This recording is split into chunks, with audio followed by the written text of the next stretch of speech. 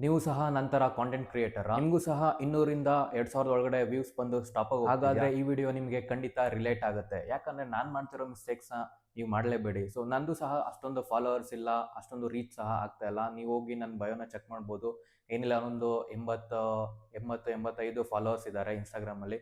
ಯೂಟ್ಯೂಬಲ್ಲಿ ಏನೋ ಒಂದು 45-50 ಫಾಲೋವರ್ಸ್ ಇದ್ದಾರೆ ಅಷ್ಟೇ. ಬಿಕಾಸ್ ನಾನು ನನ್ನ ಓನ್ ಕಂಟೆಂಟು, ನನ್ನ ಓನ್ ಥಾಟ್ಸ್ ಏನು ಬರುತ್ತೆ ಆ ರೀತಿ ವೀಡಿಯೋಸ್ನ ಮಾಡ್ತಿದ್ದೆ. ಬಟ್ ಒಂದು ರೀಸೆಂಟಾಗಿ ನಾನೊಂದು ಶಾರ್ಟ್ ವಿಡಿಯೋ ಹಾಕಿದೆ. ಅದು ಅರೌಂಡ್ ಒಂದು 2000 ಗಂಟ ರೀಚ್ ಆಗಿತ್ತು ಇನ್ಸ್ಟಾಗ್ರಾಮಲ್ಲಿ ಸಹ ಮತ್ತು ಯೂಟ್ಯೂಬಲ್ಲೂ ಆಗಿದೆ.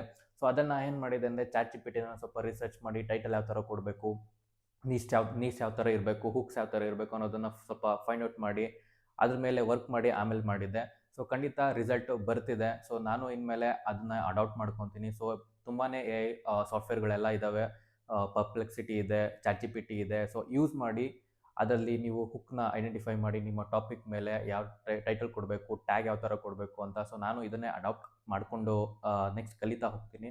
ಸೊ ನಾನು ಈ ವಿಡಿಯೋದಲ್ಲಿ ಏನು ಹೇಳಬೇಕು ಅಂತ ಇಷ್ಟಪಡ್ತೀನಿ ಅಂದರೆ, ನಾನು ನಿಮಗೆ ಯಾವುದೇ ರೀತಿ ಸರ್ಚ್ ಮಾಡಿ ರಿಸರ್ಚ್ ಮಾಡಿ ತೋರಿಸ್ತಾ ಇಲ್ಲ.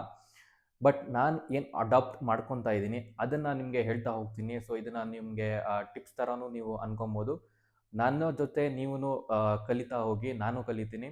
ಈ ವಿಡಿಯೋ ಇಷ್ಟ ಆಗಿದ್ರೆ ಲೈಕ್ ಮಾಡಿ.